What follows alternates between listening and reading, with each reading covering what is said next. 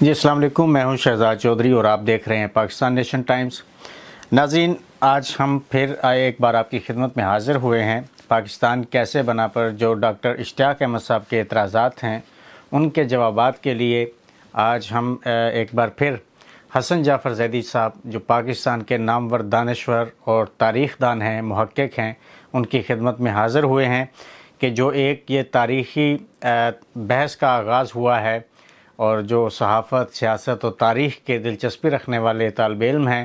ان کے لیے یہ ایک انتہائی ہی مفید ٹاپک پر جو بحث شروع ہوئی ہے، اور بہت سارا جو فیڈ بیک آ رہا ہے، لوگوں کے جو کنفیوژنز ہیں اس پر جو سوالات آ رہے ہیں، اس کو ہم دیکھ کر ہمیں یہ لگ رہا ہے کہ ہماری یہ جو ایفرٹ ہے کہ جو دو تاریخ کے اسکالرز ہیں ان کے اندر جو ڈیبیٹ کا ایک آغاز ہوا ہے ان کے درمیان، اس پر ایک بار پھر ڈاکٹر اشتیاق احمد صاحب کے جو پہلے ہم 4 ایپیسوڈز پر جوابات ریکارڈ کروا چکے ہیں۔ ہم سب سے پہلے تو انتہائی مشکور ہیں ان لوگوں کے جنہوں نے اپنے سوالات بھیجے بھی اور کچھ اپنی جو ہے فیڈ بیک کے ذریعے اپنی اس دلچسپی کا اظہار کیا ہے۔ سب سے پہلے تو ہم شکریہ ادا کرتے ہیں حسن جعفر زیدی صاحب کا جو نامور تاریخ دان، محقق اور دانشور ہیں کہ انہوں نے اپنے قیمتی وقت میں سے وقت عنایت فرمایا۔ بہت شکریہ سر۔ تھینک یو سر، ڈاکٹر اشتیاق صاحب کا جواب الجواب ایک آیا ہے۔ انہوں نے سب سے پہلے تو شکوہ کیا ہے کہ ان پر اعتراض کیا گیا ہے کہ ڈاکٹر صاحب سنی سنائی بات پر جو ہے وہ بات کرتے ہیں، اس پہ انہوں نے اپنی ویڈیو میں کچھ شکوہ کیا ہے۔ آپ اس پر سر کیا کہنا چاہیں گے؟ اس کا کانٹیکسٹ جو ہے وہ کریکٹ کر رہے ہیں۔ یہ ہم نے جو پارٹ 2 کا جواب دیا تھا اس میں ہم نے یہ بات کہی تھی، تو اس کا جواب الجواب پھر ڈاکٹر صاحب نے دیا ہے اور بہت غصے میں دیا ہے۔ تو وہ جو جواہر لال نہرو کی 1936 کی انڈین نیشنل کانگریس کی جو اینول سیشن ہے اس میں پریزیڈینشیل ایڈریس میں جو ڈاکٹر صاحب نے بات کی تھی، اس حوالے سے جو میں نے کہہ دیا تھا کہ یہ غالباً سنی سنائی بات آپ نے کر دی ہے، تو اس پہ ڈاکٹر صاحب آپ کو بہت غصہ آ گیا۔ اس پہ ہم معذرت چاہتے ہیں اور وہ سنی سنائی والے الفاظ واپس لے لیتے ہیں، لیکن ہم پھر سے ایک دفعہ وہ کوٹیشن جو ہے وہ دکھائیں گے۔ اور یہ درست ہے کہ آپ ڈاکومنٹ سے ہی کوٹ کرتے ہیں، لیکن جو آپ کا کوٹ کرنے کا طریقہ ہے وہ بہت ہی سلیکٹیو ہے۔ تو ہم پہلے جو آپ نے فرمایا تھا اپنے پارٹ 2 میں وہ کلپ آپ کو سنوا دیتے ہیں۔ یہ بنیادی طور پہ ناظرین کی دلچسپی کے لیے ہے کہ ڈاکٹر صاحب نے اپنے پارٹ 2 میں نہرو کی اس پریزیڈینشیل ایڈریس کا کے حوالے سے جو ذکر کیا تھا کہ آزاد انڈیا میں ہم سوویت طرز کا سوشلسٹ نظام رائج کریں گے، تو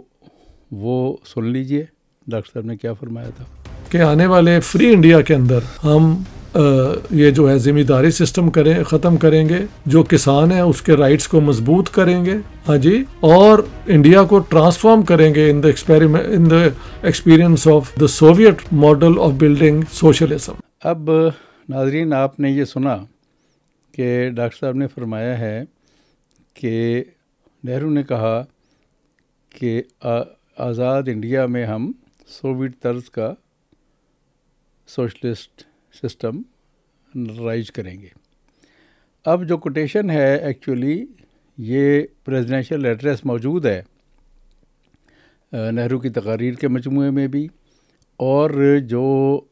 نیٹ پر ایک لنک ہے، ہم اسی لنک سے آپ کو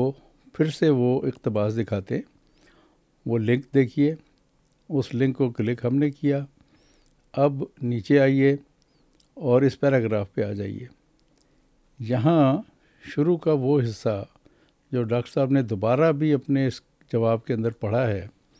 وہ ایگزیکٹلی وہی ہے جو آپ کہہ رہے ہیں، لیکن آپ ایک جگہ آ کے رک جاتے ہیں، اور یہ وہ حصہ ہے جہاں نہرو نے اس نظام پر تنقید کی ہے، اور نہرو نے کہا ہے کہ یہ جو اس وقت وہاں چل رہا ہے سوویت یونین میں، اس پہ مجھے بہت تکلیف ہے، آئی ایم ان پین، اور میں اس سے ایگری نہیں کرتا۔ ہم نے یہ پوچھا تھا آپ سے کہ یہ دکھا دیں اس میں کہ یہ سوویٹ طرز کا سوشلزم نافذ ہوگا، یہ جملہ کہاں ہے؟ اور یہ پھر سے ہم یہ پیراگراف آپ کو دکھا رہے ہیں، یہ جملہ اس میں کہیں نہیں ہے۔ پھر آپ نے یہ جو نہرو کی تنقید ہے، آپ نے اس جواب الجواب میں اس تقریر کی حمایت، اس کی تنقید کی حمایت کر دی، اور آپ نے فرما دیا، وہ بھی ہم آپ کو سنا دیتے ہیں، وہ بھی کلپ دیکھ لیجیے۔ پنڈت کا اس کا آپ ذکر کر رہے ہیں، تو بھائی صاحب یہ تو دنیا میں سب نے مانا ہے کہ کلیکٹیوائزیشن جب ہوئی تو رشین پیزنٹس نے اسے ریزسٹ کیا۔ یہ کولکس کو جو بریک اپ کیا گیا ہے، جو کمیونزم کی ہسٹری کو پڑھے ہوئے ہیں اور جانتے ہیں کیا ہوا، یہ تو انڈسٹری بلڈ کرنے کے لیے پیزنٹ کو تابع کرنا، یہ تو سوویٹ ماڈل ہے، ہاں جی، جو بعد میں اسٹالن نے امپوز کیا اور بڑی اپنا جبر سے کیا، اور اس میں بہت ریزسٹنس ہوئی۔ اس میں آپ نے فرمایا ہے کہ یہ جو نظام وہاں چل رہا ہے کلیکٹیوزم کا اور جبر کا، اس کی آپ نے مخالفت کی ہے۔ تو اب آپ کا جو پہلا بیان تھا اس میں اور دوسرے بیان میں واضح طور پر ایک تضاد ہے، اور یہ تضاد اس بات کو پھر فردر آپ آگے لے گئے کہ چائنا کا بھی جو ماڈل ہے، ماؤ زے تونگ کے بعد ڈینگ شیاؤپنگ نے بھی مکس اکانومی کا، وہ ساری باتیں آگے چل کے الگ سے ڈسکس ہو سکتی ہیں، اس میں ابھی ہم تفصیل میں نہیں جا رہے، لیکن صرف میں یہ کہنا چاہوں گا کہ اگر ماؤ زے تونگ کی کمیونسٹ پارٹی کا 1949 کا ریولوشن اور اس کے بعد جو اسٹرگل چائنا کی کمیونسٹ پارٹی نے کی ہے، اگر وہ مائنس کر دیں تو جہاں سے ڈینگ شیاؤپنگ نے شروع کیا ہے وہ عمارت دھڑام سے نیچے گر جاتی۔ یہ کہنا کہ ڈینگ کا ماڈل جو ہے اس نے ہی چائنا کو یہاں تک پہنچایا، یہ درست نہیں ہے۔ دوسری بات یہ ہے کہ یہ جو سوشلزم جس کی نہرو نے یہاں پہ بات کی ہوئی ہے، یہ بنیادی طور پہ یورپ میں ڈیموکریٹک سوشلزم کے حوالے سے شروع ہو چکا تھا، بلشوک ریولوشن سے کچھ پہلے ہی۔ فیبین تحریک، جس کا آپ نے اعتراف کیا ہے کہ Nehru was a Fabian socialist, تو وہ پوری تحریک جو پھر بعد میں سوشلسٹ ڈیموکریٹک پارٹیز کی شکل میں یورپ میں آئی، اس کا بنیادی مقصد ہی یہ تھا کہ یہ بلشوک ریولوشن ٹریول کر کے یورپ میں داخل نہ ہو جائے۔ چنانچہ اس کو کاؤنٹر کرنے کے لیے سوشلسٹ انٹرنیشنل کھڑی کی گئی کمیونسٹ انٹرنیشنل کے مقابلے میں، اور پھر انہوں نے اس پر تنقید کی سوویٹ سسٹم پر، اور اس سوشلسٹ ڈیموکریٹک پارٹیز نے کچھ ریلیف بھی دیا، جس کے نتیجے میں وہاں کی یورپ کی برجوازی نے اپنے کیپٹلزم کے نظام کو بچا لیا، کچھ تھوڑا بہت ریلیف ورکرز کو دے دیا، لیبر پارٹی بن گئی، سوشل ویلفیئر کے کچھ ماڈلز آ گئے، لیکن اس طریقے سے انہوں نے اپنے کیپٹلزم کو بچا لیا۔ تو یہاں پر تو انڈیا میں ٹوٹلی نہرو نے آگے چل کے برلا اور ٹاٹا اور دوسرے کیپٹلسٹ کو اسٹرینتھن کیا، اور وہ ماڈل جس کی آپ بات کر رہے ہیں کہ ڈینگ نے اس کے اوپر وہ تو دور کی بات ہے، سمپل سوشل ڈیموکریٹک جو ماڈل ہے وہی امپلیمنٹ نہیں ہوا۔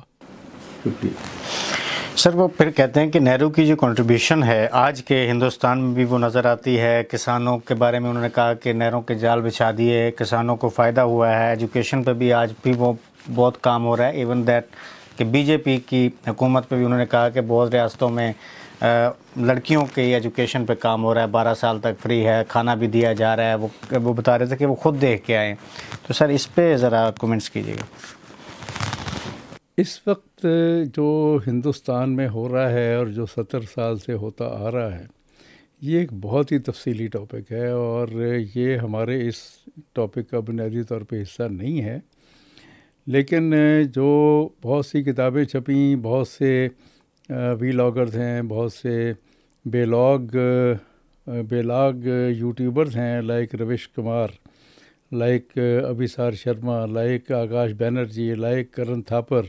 لائک اجیت انجم، اور بہت سے نام ہیں۔ ان کے یوٹیوب اگر ناظرین جاننا چاہتے ہیں کہ ہندوستان میں اس وقت مختلف چیزوں کی صورتحال کیا ہے، تو ان میں سے آپ سب کو نہیں تو اگر صرف روش کمار آفیشل کو ہی دیکھ لیا کریں تو آپ کو اس حقیقت کا علم ہو جائے گا جس کے بارے میں ڈاکٹر صاحب نے فرمایا ہے کہ وہاں بہت دودھ اور شہد کی نہریں بہہ رہی ہیں۔ تو صورتحال مختصر یہ ہے کہ سرکاری تعلیمی ادارے تو بہت بری طرح زوال کا شکار ہو چکے ہیں۔ ابھی کچھ سال پہلے کی بات ہے، ایک سروے آیا تھا یو پی کے حوالے سے کہ وہاں پہ 16 سال کی عمر تک کے نوجوانوں کو 10 سے اوپر کی گنتی نہیں آتی تھی۔ پھر وہاں جو یہ کمپٹیشن کے ایگزامس ہوتے ہیں اس میں بیچارے نوجوان، یہ جو اکیڈمیاں کھلی ہوئی ہیں جگہ جگہ، وہاں پر لاکھوں روپیہ خرچ کر کے اس کی تیاری کرتے اور امتحان سے 1 یا 2 دن پہلے پرچہ لیک ہو جاتا ہے۔ اب اس پرچہ لیک ہونے کے خلاف نوجوان ہڑتالیں کر رہے ہیں اور اس کے خلاف بہت شدید احتجاج کی کیفیت ہے۔ تعلیمی نظام میں جو صورتحال ہے وہ سرکاری تعلیمی ادارے بالکل زوال کے شکار ہو گئے ہوئے ہیں۔ تو یہ جو میں نے کچھ ویلاگرز کے نام لیے ہیں، میں ناظرین سے کہوں گا کہ ان کو دیکھ لیا کریں۔ کسانوں کا جہاں تک معاملہ ہے تو آپ نے نہروں کی بات کی کہ اس سے سوکھا جو پڑتا ہے وہاں، ڈرائی جو سیزن آتا ہے، اس کا کوئی حل نہیں ہوا۔ وہاں سوکھا جب پڑتا ہے تو کسان اپنی بینکوں سے جو انہوں نے قرضے لیے ہوئے ہیں،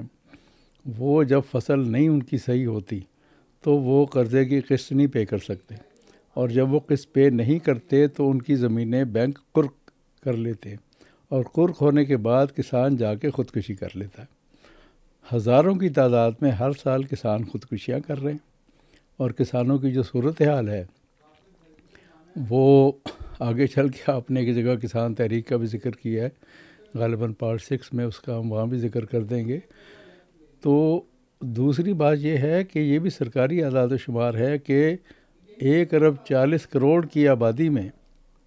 80 کروڑ لوگ وہ ہیں جو حکومت سے ملے ہوئے راشن کے اوپر اپنا گزارا کرتے ہیں، ان کی اپنی پرچیزنگ پاور ہی نہیں ہے۔